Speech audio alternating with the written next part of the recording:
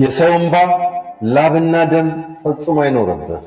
በምድር ስትኖር ስጋህ እነዚህ 3 ወንጀሎች ካሉብህ፣ በቁም ሞተ ስትቀበር ደግሞ ነፍስህ ስትደነግጥና ስትሸማቀቅ ትኖራለች።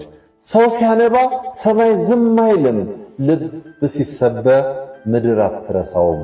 የሰው እንባ ውሃ አይደለም፣ ምስክር ነው፣ ፍርድ ነው።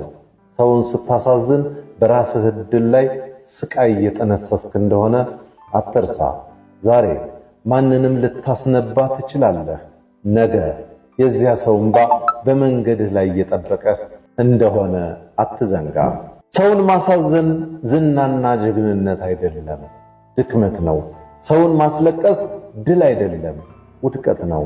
ዛሬ አንድን ሰው ካሳዘንክ ነገ እጥፍ ትከፍላለህ።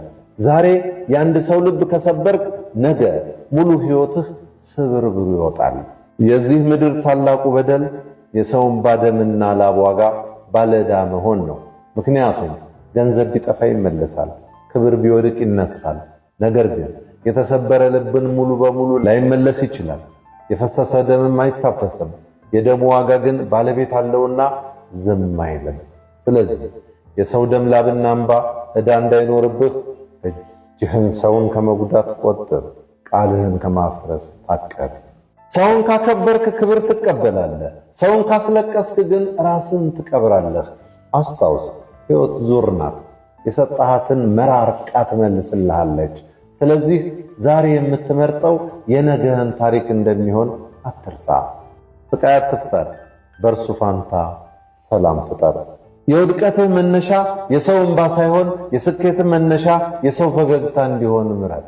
ፈጣሪ ስለ 3 ነገሮች ዝም አይልም።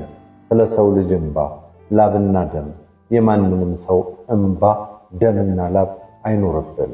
ስለ እናት እንዳዘጋጀው በለጠ ሸቴ ዘሀገረ ኢትዮጵያ እንዳቀረበው